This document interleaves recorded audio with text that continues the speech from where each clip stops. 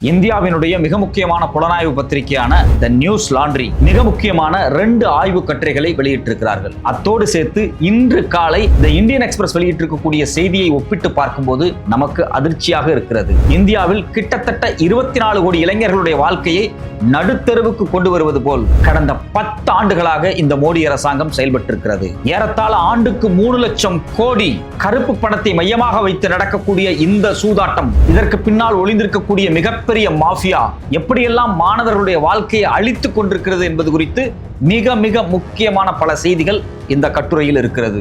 சமீபத்தில் கடந்த 24 மணி நேரத்துக்கு முன்பாக இந்தியாவினுடைய எதிர்க்கட்சி தலைவரான ராகுல் காந்தி அவர்கள் ராஜஸ்தானில் கோட்டா பகுதியில் ஒரு மிக முக்கியமான ஒரு உரையை நிகழ்த்தினார். ஒட்டுமொத்தமாக இந்தியா முழுக்க இருக்கக்கூடிய மாணவர்களும் இளைஞர்களும் இந்த மோடி அரசாங்கத்திற்கு எதிராக நேரடியாக களத்தில் குதிப்பதற்கான வேலை நடந்து கொண்டிருக்கிறது. உண்மையிலேயே இந்த நியூஸ் லாண்ட்ரி பத்திரிகை வெளியிட்டிருக்கக்கூடிய செய்தி ஏன் மிக மிக முக்கியமானது? வருகிற 2029 தேர்தலுக்கும் இந்த கட்டுரைக்கும் என்ன தொடர்பு? திரைமறைவில் மோடி அரசாங்கம் செய்து கொண்டிருக்கக்கூடிய வேலைகள் என்னென்ன? வணக்கம், இது மெட்ராஸ் ரிவ்யூ. நான் உங்கள் சத்யராஜ்.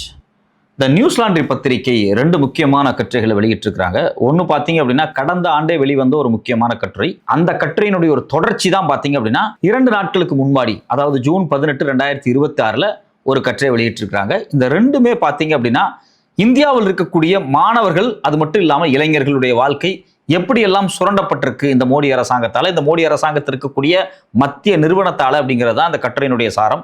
அதுல குறிப்பாக கடந்த ஆண்டே ஒரு எச்சரிக்கை வெளியிட்டு இருந்தாங்க. அவங்க என்ன சொல்றாங்க அப்படின்னா 10 years 89 paper leak cases, 48 retested from centre to state, few plugs for a leaky record அப்படின்னு சொல்லி ஒரு கட்டுரை. 2 நாட்களுக்கு முன்னாடி வெளியிட்டிருக்கக்கூடிய இந்த கட்டுரையினுடைய முக்கியமான விஷயம் என்ன அப்படின்னா, ராகுல் காந்தி ராஜஸ்தான்ல ஒரு மிகப்பெரிய போராட்டத்தை துவங்கி இருக்கிறாரு. அது குறித்தான ஒரு முக்கியமான செய்தி. 3வது முக்கியமான செய்தி இன்னைக்கு காலையில் இந்தியன் எக்ஸ்பிரஸ் வெளியிட்டது என்ன அப்படின்னா, ahead of the NEET UG re-exam 12 suicides in 37 days. அதாவது கடந்த மே 3ஆம் தேதி நடந்த நீட் எக்ஸாம்ல மிகப்பெரிய மோசடிகள் நடந்திருக்கு அப்படின்னு சொல்லி அந்த பரீட்சையை கேன்சல் பண்ணிட்டு திருப்பி அந்த பரீட்சை நாளைக்கு, அதாவது மே 21ஆம் தேதி கண்டக்ட் பண்றாங்க. இந்த இடைப்பட்ட காலகட்டத்தில் எவ்வளவு மாணவர்கள் இந்த பரீட்சைக்கு பயந்து தன் உயிரை மாய்த்து கொண்டார்கள் அப்படிங்கிறது குறித்தான பட்டியல், யார் யாரு அவங்க சாகிறதுக்கு முன்னாடி என்னத்தை சொல்லிட்டு செத்துக்கிறாங்க அப்படிங்கிறது குறித்து மிக துல்லியமாக சில வரிகளை பதிவு பண்ணியிருக்கிறார்கள் இந்தியன் எக்ஸ்பிரஸ். இதெல்லாத்தையும் எடுத்து பார்க்கும்போது நமக்கு ரொம்ப அதிர்ச்சியா இருக்கு.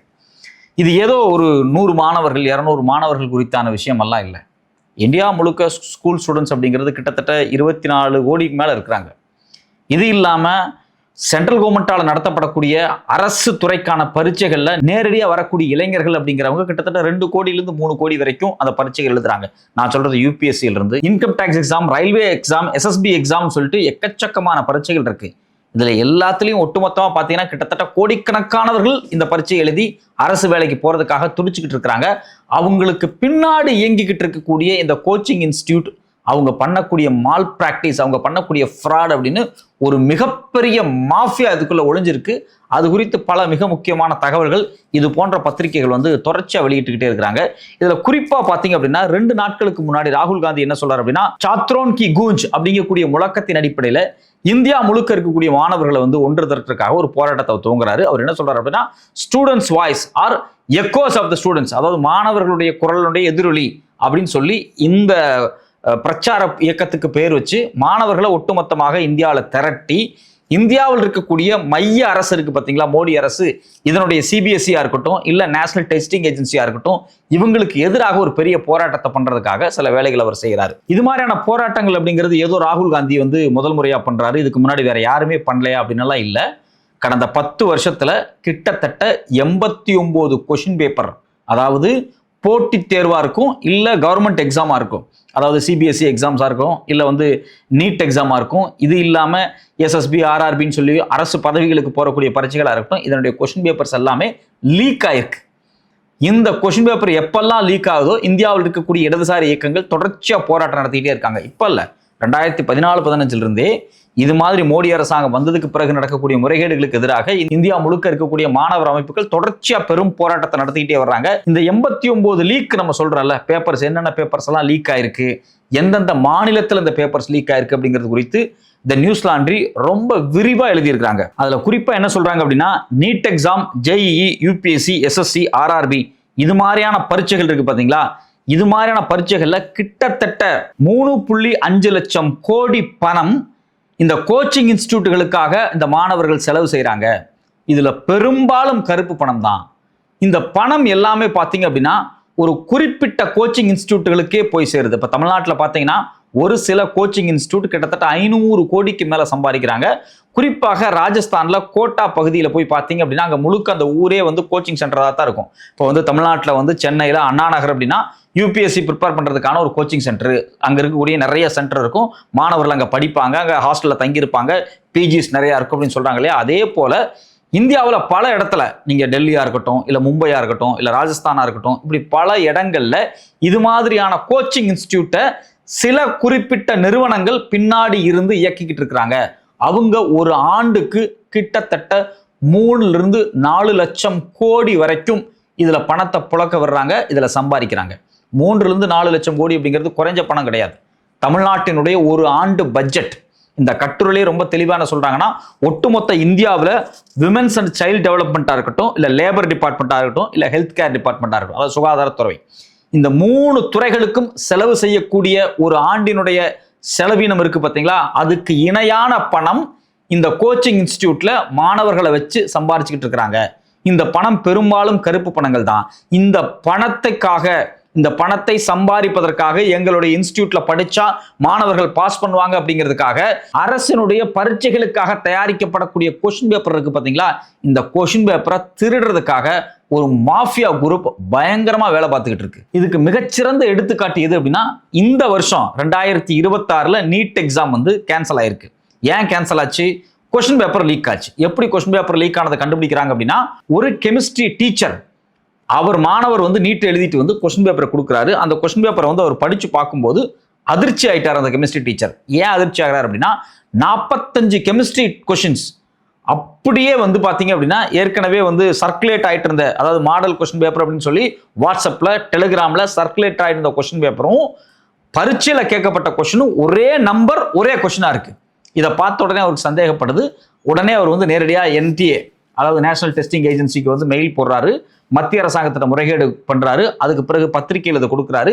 இது ஒரு மிகப்பெரிய செய்தியாக மாறுது. அதுக்கு பிறகு பாட்டனி கொஸ்டின் பேப்பரை எடுத்து கம்பேர் பண்ணி பார்க்குறாங்க. கிட்டத்தட்ட 120 to 140 கேள்விகள் வரைக்கும் இந்த நீட் எக்ஸாம்ல மாணவர்கள் எழுதின அந்த பேப்பர்ல கேட்கப்பட்ட கேள்விகள் இருக்கு பார்த்தீங்களா, அது ஏற்கனவே ஏப்ரல் 23 ஒரு கெஸ் கொஸ்டின் பேப்பர் அப்படின்னு சொல்லி இந்தியா முழுக்க பல மாநிலங்கள்ல பல இடங்கள்ல 60 லட்சத்திலிருந்து 30,000 ரூபாய் வரைக்கும் பணம் கொடுத்து வாங்கப்பட்ட கொஸ்டின் பேப்பராக இருக்கிறது. திடீர்னு ஒரு மாணவருக்கு வருது, இதை நீங்க படிச்சீங்க அப்படின்னா இந்த தடவை நீட்டு பாஸ் ஆயிடலாம், 30,000 கொடுங்க ஒரு மாணவர்கிட்ட வாங்குறாங்க. முதல்ல ஃபர்ஸ்ட் ஏப்ரல் 23 இந்த கொஸ்டின் பேப்பர் விற்கும் போது 65 லட்சம் ரூபாய் வரைக்கும் இந்த கொஸ்டின் பேப்பர் விற்கப்பட்டிருக்கு. ஸோ அப்போ இது ஒரு மிகப்பெரிய செயின்.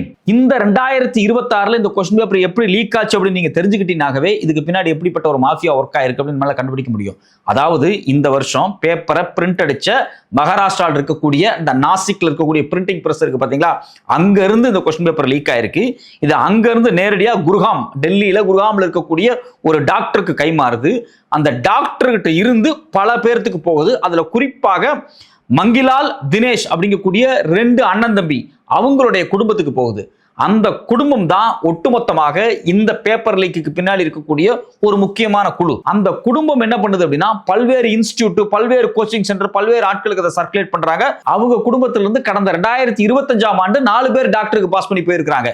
இந்த இன்வெஸ்டிகேஷன்ல இந்த குடும்பத்தில் இருக்கக்கூடிய என்ன சொல்றாங்க அப்படின்னா, எங்களுக்கு போன வருஷமே கொஸ்டின் பேப்பர் கிடைச்சிச்சு அப்படிங்கிறத ராஜஸ்தான் போலீஸ் அவங்க சொல்லியிருக்காங்க. இந்த கேஸ் வந்து சிபிஐ மாறுறதுக்கு முன்னாடி ராஜஸ்தான் போலீஸ் சொல்லியிருக்காங்க.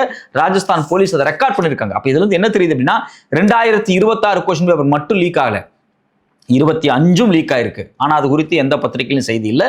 இன்னைக்கு இவங்களை பிடிச்சி விசாரிக்கும் போது தான் சொல்றாங்க, போன வருஷமே எங்களுக்கு கிடைச்சிருச்சு அப்படிங்கிறாங்க. அப்ப போன வருஷமே 1 கோடியிலிருந்து பல லட்சம் ரூபாய் பணம் கொடுத்து இந்த நீட் கொஸ்டின் பேப்பரை திருடி வாங்கி இந்த மாஃபியாக்கள் மூலியமாக இந்த பரீட்சை எழுதி பாஸ் பண்ணி இன்னைக்கு டாக்டரா மெடிக்கல் காலேஜுகள் உட்கார்ந்துட்டு இருக்கான் பாத்தீங்களா, அவன்லாம் எவ்வளவு பெரிய ஃப்ராடு. இந்த 2026 கொஸ்டின் பேப்பர் லீக் ஆனதுக்கு முக்கியமான ஒரு நபர் யாரு அப்படின்னா, சுபம் கைனர் அப்படிங்கக்கூடிய மெடிக்கல் காலேஜ்ல 3rd இயர் படிக்கக்கூடிய ஒரு ஸ்டூடெண்ட். ஸோ இவனுக்கும் NTA சொல்லக்கூடிய மோடி அரசாங்கத்தினுடைய நேஷனல் டெஸ்டிங் ஏஜென்சி இந்த கொஸ்டின் பேப்பரை ப்ரிப்பேர் பண்றதுக்கு குழு உருவாக்குறாங்க பத்தியா, அவங்களுக்கு என்ன தொடர்பு இருக்கு அப்படிங்கிறது தான் இங்க முக்கியமான விஷயம். 2வது, இந்த கொஸ்டின் இங்க தான் பிரிண்ட் அடிக்கு அப்படின்னு இந்த மாணவருக்கு எப்படி தெரியுது? இந்த மாணவர் மூலியமா எப்படி பல கோச்சிங் சென்டர்களுக்கு போகுது.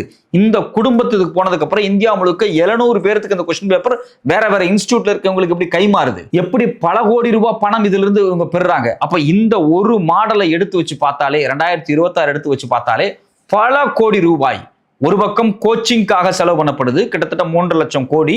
இது இல்லாம இந்த கொஸ்டின் பேப்பரை திருடி மாணவர்களுக்கு கொடுத்து ஏன் இன்ஸ்டிடியூட்ல மாணவர் வந்து நல்லா ஜெயிச்சு வர்றான் அப்படிங்கிறதுக்காக நடக்கக்கூடிய இந்த மாஃபியா ஒர்க் அப்படிங்கிறது மிக மோசமாக நடந்து கொண்டிருக்கிறது. இது ஒரு சாதாரண விஷயம் கிடையாது. ஒரு ஆண்டுக்கு நீட் எழுதுறதுக்கு 22 லட்சம் மாணவர்கள் வர்றாங்க. அதுல 1 லட்சம் மாணவர்கள் செலக்ட் ஆகிறாங்க. இன்னைக்கு இந்த ஆண்டு 22 லட்சம் மாணவர்களுடைய பரீட்சை கேன்சல் ஆகி மே 21ஆம் தேதி 22 லட்சம் மாணவர்களும் திரும்பவும் பரீட்சை எழுதுறாங்க. அந்த மாணவர்கள் எவ்வளவு ஸ்ட்ரெஸ் ஆயிருப்பாங்க. இதுல குறிப்பாக இந்த இடைப்பட்ட கேப் இருக்கு பாத்தீங்களா, கொஸ்டின் பேப்பர் லீக் ஆகி இந்த மாஃபியாக்கள் இந்த கொஸ்டின் பேப்பரை திருடுறாங்க. அப்படி திருடப்பட்ட கொஸ்டின் பேப்பர் வந்து அந்த பரீட்சை நடந்து சில நாட்கள்லயே வெளிவந்துருது. அதனால அரசு வேற வழியே இல்லாம அந்த பரீட்சையை வந்து கேன்சல் பண்றாங்க. சிபிஐ அதை என்கொயரிக்கு எடுக்கிறாங்க. இப்போ இந்த இடைப்பட்ட கேப்ல திருப்பி ரீ எக்ஸாமுக்கு சொல்றாங்க இல்லையா, இந்த ரீ எக்ஸாமுக்கு பயந்தே 12 மாணவர்கள் இன்னைக்கு தங்களுடைய உயிரை மாற்றிக்கிட்டாங்க. ஒவ்வொருத்தரும் எழுதி கொடுத்துருக்காங்க, அவங்களுடைய சின்ன சின்ன இறுதி வார்த்தைகளை சொல்லியிருக்கிறாங்க. அதை படிச்சு பார்க்கும்போது வேதனையா இருக்கு. நம்ம தமிழ்நாட்டில் இருந்து கூட கோயம்புத்தூரை சார்ந்த ஒரு பொண்ணு வந்து தன்னை மாய்ச்சிக்கிட்டாங்க. ஸோ அப்போ ஒரு பரீட்சையில் 22 லட்சம் மாணவர்கள் அப்படின்னா அப்போ சிபிஎஸ்சியில் எவ்வளோ பேர் பரீட்சை எழுதிட்டு இருக்கான். இது இல்லாமல் ஜேஇ எழுதக்கூடிய எவ்வளோ பேர், யூபிஎஸ்சி எழுதக்கூடிய எவ்வளோ பேர், எஸ்எஸ்சி எழுதக்கூடிய, ஆர்ஆர்பி எழுதக்கூடிய மாணவர்களுடைய இளைஞர்களுடைய வாழ்க்கை கடந்த 10 ஆண்டுகளில் இந்த மாஃபியாக்களால் அழித்து ஒழிக்கப்பட்டு கொண்டிருக்கிறது. நமக்கு இருக்கக்கூடிய ஒரே ஒரு கேள்விதான், 2017 நேஷனல் டெஸ்டிங் ஏஜென்சி இந்த மோடி அரசாங்கம் உருவாக்குனாங்க. இவங்க உருவாக்குனதுக்கு பிறகு இவ்வளவு நீட்டு கொஸ்டின் பேப்பர் லீக் ஆயிருக்கு. இதுவரைக்கும் தர்மேந்திர பிரதான் அப்படிங்கக்கூடிய மத்திய கல்வி அமைச்சரை பதவி நீக்கம் பண்ண சொல்லி மாணவர்கள் போராடுறாங்க. அதாவது காக்ரோச் ஜனதா பார்ட்டிங்கிற பேர்ல இளைஞர்கள் எல்லாமே ஒன்று திரண்டு போராடிக்கிட்டு இருக்கிறாங்க. அதுக்கு கூட எந்த ரெஸ்பான்ஸுமே இந்த அரசாங்கம் பண்ணல. ஒரு அமைச்சர் வேற வழியே இல்லாம ஆமா தப்பு நடந்துச்சுன்னு ஒத்துக்க வேண்டிய சூழல் வந்திருக்கு. ஏன்னா அது முதல் முறை கிடையாது. 2021 லீக்கு, அப்புறம் 24, 25, இப்போ 26 தொடர்ச்சியா கொஸ்டின் பேப்பர் லீக் ஆயிட்டே இருக்கு. பல மாணவர்கள் வந்து தன் உயிரையே போக்கிக்கிறான். என்னடா ஒரு தடவை 2 தடவை பரீட்சை எழுதி ஸ்ட்ரெஸ் ஆகி, ஏன்னா திரும்ப திரும்ப கோச்சிங்கு போகணும், பணம் கட்டணும், லட்சக்கணக்கில் பணம் கட்டணும். சாதாரண ஏழைப்புற கிராமத்திலிருந்து வரக்கூடிய மாணவர்கள்லாம் எதையாவது வித்து பரீட்சைக்காக ப்ரிப்பேர் பண்றாங்க. இது எல்லாமே ஒட்டுமொத்தமாக நாசமாகுது. கடந்த 10 வருஷத்துல 89 கொஸ்டின் பேப்பர் லீக் ஆயிருக்கு அப்படிங்கிறாங்க. இதுல 21 கொஸ்டின் பேப்பர் அப்படிங்கிறது இந்த மோடி அரசாங்கம் சென்ட்ரல் இன்ஸ்டிடியூட் நடத்தக்கூடிய பரீட்சையினுடைய கொஸ்டின் பேப்பர்ஸ். இது இல்லாம 68 கொஸ்டின் பேப்பர் அப்படிங்கிறது இந்தியாவில் மற்ற மாநிலங்கள்ல இருக்கக்கூடிய 17 மாநிலத்துல நடக்கக்கூடிய ஃப்ராட். இதுல பெரும்பாலும் எல்லாமே பாத்தீங்க அப்படின்னா பாஜக ஆளக்கூடிய மாநிலங்கள் தான். கிட்டத்தட்ட 41 45 கொஸ்டின் பேப்பர் லீக் அப்படிங்கிறது இந்தியாவில் பாஜக ஆளுகின்ற வட மாநிலங்கள்ல தான் இந்த கொஸ்டின் பேப்பர் லீக் ஆகுது. நம்மளால என்ன பண்ணுவான், ரயில்வேல பாஸ் பண்ணலாம், இன்கம் டாக்ஸ்ல பாஸ் பண்ணலாம், ஆர்ஆர்பியில பாஸ் பண்ணலாம், எஸ்எஸ்சியில பாஸ் பண்ணலாம்னு இங்க உட்காந்து விடிய விடிய படிச்சுக்கிட்டு இருப்பான். அங்க ராஜஸ்தான்ல, ஹரியானால, டெல்லியில, பீகார்ல, மகாராஷ்டிரால கொஸ்டின் பேப்பர் லீக் ஆயிருக்கும். அந்த கொஸ்டின் பேப்பர் பல லட்சம் காசு கொடுத்து வாங்கி பரீட்சை எழுதி அவன் பாஸ் பண்ணி அரசு வேலை வாங்கிட்டு போயிட்டே இருக்கிறான். இந்த அவல நிலை இந்தியாவில் மாற வேண்டும். இந்தியாவினுடைய அரசு துறைக்குள்ள வரக்கூடிய ஒருத்தன் உள்ள வரும்போதே இப்படி ஃப்ராடு பண்ணி கொஸ்டின் பேப்பரை காசு கொடுத்து வாங்கி எழுதி பாஸ் பண்ணி வர்றான் அப்படின்னா உள்ள வந்தோடனே அவரை எவ்வளவு லஞ்சம் வாங்குவான். ஒட்டுமொத்த இந்தியாவினுடைய அரசு துறையே கரப்ஷனுக்கு போறதுக்கு முக்கியமான காரணம் இது மாதிரி கோச்சிங் இன்ஸ்டிடியூட், அதுக்கு பின்னாடி இருக்கக்கூடிய மாஃபியா, இது போல கேண்டிடேட்ஸ் பரீட்சை எழுதி வர்றது தான். அதாவது காசு கொடுத்து பரீட்சை எழுதி வரக்கூடிய இந்த கிரிமினல்களால் தான் ஒட்டுமொத்த இந்தியாவினுடைய அரசு துறையும் இன்னைக்கு கரப்டடான துறையா மாறி இருக்கு. நேற்றுக்கு ராகுல் காந்தி வந்து ராஜஸ்தான்ல மிகப்பெரிய வீரவசனம் எல்லாம் பேசினார் ஒரு பக்கம். ஆனா இந்த ராகுல் காந்தியினுடைய காங்கிரஸ் ஆட்சி செய்ய மாநிலங்களிலேயே கொஸ்டின் பேப்பர் நிறைய லீக் ஆயிருக்கு. குறிப்பாக இந்தியாவையே பரபரப்புக்குள்ளாக்குன ராஜஸ்தான்ல லீக் ஆன கொஸ்டின் பேப்பர் அன்னைக்கு அசோக் கெலட் தான் சிஎம்ஆ இருந்தாரு, காங்கிரஸ்காரர் தான். இது இல்லாம பாஜக கூட்டணியில யூபியா இருக்கட்டும், தெலுங்கானாவா இருக்கட்டும், மகாராஷ்டிராவா இருக்கட்டும், ஆந்திர பிரதேஷ், பீகார், வெஸ்ட் பெங்கால், ஜார்க்கண்ட், இது மாதிரி எல்லா மாநிலத்திலையும் கொஸ்டின் பேப்பர் லீக் ஆயிருக்கு. இதுல ரொம்ப வேதனைக்குரிய விஷயம் என்ன அப்படின்னா 89 கொஸ்டின் பேப்பர் லீக் ஆயிருக்கு. ஆதாரத்தோடு எஃப்ஐஆர் பதிவு பண்ணப்பட்டிருக்கு. லீக் ஆனா என்ன பண்ணணும், திருப்பி ரீ எக்ஸாம் வைக்கணுமா இல்லையா? ரீ எக்ஸாமே வைக்கல. வெறும் 48 பரீட்சை மட்டும்தான் ரீ எக்ஸாம் வைக்கப்பட்டிருக்கு. பேலன்ஸ் எல்லாம் முடிஞ்சு கதை. 48 மட்டும்தான் ரீ எக்ஸாம் வைக்கப்பட்டிருக்கு. சிலது ஏற்கனவே எக்ஸாம் கேன்சல் ஆயிருக்கு. அது வந்து வரவேற்கத்தக்க விஷயமா இருக்கு. குறிப்பாக 18 எக்ஸாம், இந்தியாவில் நடந்த 18 எக்ஸாம் கொஸ்டின் பேப்பர் லீக் ஆனது உறுதியானதுக்கு பிறகும் அந்த பரீட்சையை வேலிடா எடுத்திருக்கு இந்த மோடி அரசாங்கம். இதுதான் நமக்கு வேதனையா இருக்கு. அப்போ அரசு துறைக்குள்ள போறவங்களா இருக்கட்டும், இல்லை டாக்டரா நீட் எக்ஸாம் பாஸ் பண்ணி உள்ள போறவங்களா இருக்கட்டும், ஏதோ ஒரு வகையில் மாஃபியாவோடு டைஅப் செய்து பணத்தை கட்டி கொஸ்டின் பேப்பரை திருடி பரீட்சை எழுதி உள்ள போகக்கூடிய கிரிமினல்களா இருக்கிறாங்க. இப்படிப்பட்ட கிரிமினல்கள் இந்த துறைக்குள் போகும்போது ஒட்டுமொத்தமாக இந்தியாவினுடைய மருத்துவத்துறை மட்டுமல்ல, இந்தியாவினுடைய பியூரோக்ரசியே மிக மோசமான சிதைவுக்கு உள்ளாகும். இதுல இன்னொரு முக்கியமான விடயத்தையும் நாம் சேர்த்து சொல்ல வேண்டியதாக இருக்கிறது. 2024 இந்த மோடி அரசாங்கம் இது போன்று பரீட்சை கொஸ்டின் பேப்பர் லீக்கை தடுப்பதற்காக, மால் பிராக்டிஸை தடுப்பதற்காக தனி சட்டத்தை கொண்டு வந்தார்கள். Public examination prevention unfair means act அப்படின்னு சொல்லி ஒரு சட்டத்தையே கொண்டு வந்தாங்க. இது எதுக்கெல்லாம் அப்ளை ஆச்சு அப்படின்னா, யூபிஎஸ்சிலிருந்து எஸ்எஸ்சி, ஆர்ஆர்பி, என்டிஏ நடத்தக்கூடிய எல்லா பரீட்சைகளுக்கும் இந்த சட்டம் பொருந்தும். ஆனால் இந்த சட்டம் வந்ததுக்கு பிறகு 4 கொஸ்டின் பேப்பர் லீக் ஆயிருக்கு ராஜஸ்தான்ல மட்டும். இதுதான் நமக்கு வேதனையா இருக்கு. இந்த சட்டத்தின் அடிப்படையில் என்ன தண்டனை நீங்க கொடுக்க போறீங்க? அவங்க என்ன சொல்றாங்கன்னா 3 வருஷத்துல இருந்து 10 வருஷம் வரைக்கும் தண்டனை கொடுப்போம் அப்படிங்கிறாங்க. 10 வருஷம் தண்டனை கொடுத்தா கூட கோர்ட்ல போய் அடிச்சு பிடிச்சி 4 வருஷம் 5 வருஷம் வெளியே வந்துருவான். ஸோ அப்போ இந்தியாவில் கோடிக்கணக்கான மாணவர்கள் எழுதக்கூடிய பரீட்சையில பல கோடிய அண்டர் கிரவுண்ட் மாஃபியா சம்பாரிச்சுட்டு யாரோ ஒருத்தனை பலியாடா கொடுத்து ஒரு 3 வருஷம் 4 வருஷம் ஜெயில இருந்து வெளியே வந்து எடுத்துருவாங்க. அவனுக்கு 1 கோடி கொடுத்தா அவனும் 4 வருஷம் ஜெயில் இருப்பான். வெளியிருந்து சம்பாதிக்கிறத விட இது மாதிரி திருட்டுத்தனம் பண்ணி சம்பாரிச்சு அவன் வந்து பாத்தீங்க அப்படின்னா ஜெயிலுக்கு போயிட்டு வருவான். இது ரொம்ப சிம்பிளா அவன் செய்யக்கூடிய ஒரு வேலையா இருக்கு. இது இல்லாம அவனுக்கு ஃபைன் எவ்வளவுனா 10 லட்சத்துல இருந்து 1 கோடி வரைக்கும் அப்படிங்கிறாங்க. இந்த கருப்பு பண மாஃபியாக்கள், இந்த கோச்சிங் இன்ஸ்டிடியூட்டுகள், இந்த கொஸ்டின் பேப்பரை திருடக்கூடிய டீம் அப்படிங்கிறது கிட்டத்தட்ட ஆண்டுக்கு 3 லட்சத்திலிருந்து 4 லட்சம் கோடிக்கு மேல வருமானம் பார்க்கக்கூடிய விஷயமா இருக்கு. இவங்களுக்கு 1 கோடி அப்படிங்கிறது ஒரு காசே கிடையாது. இது மாதிரி கொஸ்டின் பேப்பரை திருடக்கூடிய ஆட்கள், இந்த கோச்சிங் இன்ஸ்டிடியூட்டுகள், இவங்க இதுக்கு பின்னாடி செயல்படுறாங்க அப்படின்னா அவங்களுக்கு கடுமையான தண்டனை கொடுக்கப்படணும். இதை விட இன்னொரு ரொம்ப முக்கியமான விஷயம் என்னன்னா, பொலிட்டிக்கலாவே நீட் போன்ற பரீட்சைகள் நடத்தக்கூடாது. இந்த என்ட்ரன்ஸ் டெஸ்ட் அப்படிங்கிறதே இந்தியாவில் இருக்கக்கூடிய உயர் ஜாதி பணம் வச்சிருக்கிறவன் கோச்சிங் இன்ஸ்டிடியூட்டுக்கு அனுப்பிச்சு தன் பிள்ளைய அரசு துறைக்கும் டாக்டராகவும் என்ஜினியராகவும் மாத்துறதுக்கான ஒரே வேலையா இருக்கு. சாதாரண அரசு பள்ளியில் படிக்கக்கூடிய ரொம்ப ஏழ்மையாக கூலி தொழிலாளியாக இருக்கக்கூடிய பாட்டாளியாக இருக்கக்கூடிய குழந்தைகள் இது போன்று ஸ்பெஷலாக கோச் பண்ணி பெரிய பதவிக்கான பரீட்சைகளாக இருக்கட்டும், இல்லை டாக்டர் இன்ஜினியரிங் மாதிரியான சீட்டுகளை வாங்குறதுக்கு கஷ்டப்படுறாங்க. நீங்கள் எதுக்காக கோச்சிங் இன்ஸ்டியூட் வச்சிருக்கீங்க? எதுக்காக முதல்ல என்ட்ரன்ஸ் வச்சிருக்கீங்க? என்ட்ரன்ஸ் வைக்கிறதுனால தான் கோச்சிங் இன்ஸ்டியூட் நடந்துட்டு இருக்கு. ராகுல் காந்தி ராஜஸ்தானில் வீரவசனம் பேசினார், பெரிய எஜுகேஷன் செட்டப் எல்லாம் மாத்திரம் அப்படின்னு. ஆனால் இந்த நீட்டை கொண்டு வந்தது இந்த காங்கிரஸ் தான். நான் என்ன கேட்குறேன் ராகுல் காந்திட்ட, நீங்க பேசுறீங்கல்ல ஒரு மிகப்பெரிய எழுச்சிய மாணவர் மத்தியில் கொண்டு வரணும்னு சொல்றீங்கல்ல, 2029 தேர்தலுக்கு முன்னாடி இந்தியாவில் இருக்கக்கூடிய ஜென்சி மாணவர்களை ஒன்றிணைக்க வேண்டுங்கிற முடிவில் நீங்க வேலை பார்க்குறீங்கல்ல, நீங்க ஆட்சி அதிகாரத்துக்கு வந்தா நீட் போன்ற பரீட்சைகளை தடை செய்வீர்களா? அதுக்கு உங்களுக்கு திராணி இருக்கா? அதுக்கு உங்களுக்கு அஜெண்டா இருக்கா? ஸ்ட்ரக்சரல் சேஞ்சஸ் பண்றதுக்கு உங்கள்கிட்ட ஏதாவது பிளான் இருக்கா? இந்தியாவினுடைய கல்வித்துறையை முழுக்க இந்த என்ட்ரன்ஸ் டெஸ்டை மட்டுமே மையமாக வச்சு வாழாமல் குழந்தைகளுடைய வாழ்க்கையை உண்மையிலேயே அவங்க கல்வி கற்றணும் அப்படிங்கிறதுக்காக ஸ்ட்ரக்சரல் சேஞ்சஸுக்கு நீங்க ரெடியா இருக்கிறீங்களா? மோடி அரசாங்கம் கொண்டு வந்த நியூ எஜுகேஷன் பாலிசியை தூக்கி எரிஞ்சிட்டு வேற என்ன செட்டப்பை கொண்டு வர்ற அப்படிங்கிறது குறித்து இந்த மக்கள்கிட்ட உங்களுக்கு பேசுறதுக்கு உங்களுக்கு திராணி இருக்கா? அதுதான் நம்மளுடைய ஒரே கேள்வியா இருக்கு. நீங்க பாஜகவை குறை சொல்லலாம், கண்டிப்பா பாஜக செய்யறது ஏற்புடையதே அல்ல. ஆனால் நீங்கள் மாற்று என்று சொல்கிறீர்கள் இல்லையா, நீங்க என்ன மாற்றம் முன்வைக்க போறீங்க? நீட்டு நீங்க நடத்தாம தவிர்க்க போறீங்களா? நீட்டு இல்லாம +2 மார்க்கின் அடிப்படையில் மாணவர்களை எம்பிபிஎஸ்க்கும் என்ஜினியரிங்கும் சேர்த்த போறீங்களா? அதுக்கான பதில் ராகுல் காந்தியிடமிருந்து வருமா? அது மட்டுமல்லாமல் மோடி அரசாங்கத்தினுடைய இந்த மிகப்பெரிய முறைகேடை உச்சநீதிமன்றம் ஒட்டுமொத்தமாக அனைத்தையும் எடுத்து விசாரிக்க வேண்டும். பல்வேறு நிலைகளில் உச்சநீதிமன்றம் இந்த வழக்குகளை விசாரித்து விட்டு இந்த வழக்குகளை ஏதோ ஒரு வகையில் கைவிட்டிருக்கிறது. அந்த போக்கை நிறுத்தி கொண்டு உச்சநீதிமன்றத்தினுடைய தலைமை நீதிபதி திரு சூரியகாந்த் அவர்கள் ஒட்டுமொத்தமாக இந்தியாவில் நடந்து கொண்டிருக்கக்கூடிய இந்த பேப்பர் லீக், அது மட்டும் இல்லாமல் பரீட்சையில் நடக்கக்கூடிய முறைகேடு, இந்த கோச்சிங் இன்ஸ்டியூட், இது குறித்து ஒரு டீட்டெயிலான விசாரணையை நடத்தி இந்தியாவினுடைய கல்வித்துறையில் ஒரு மிகப்பெரிய மாற்றத்தை கொண்டு வருவதற்கான துவக்க புள்ளியை நீதிமன்றங்கள் உருவாக்க வேண்டும்.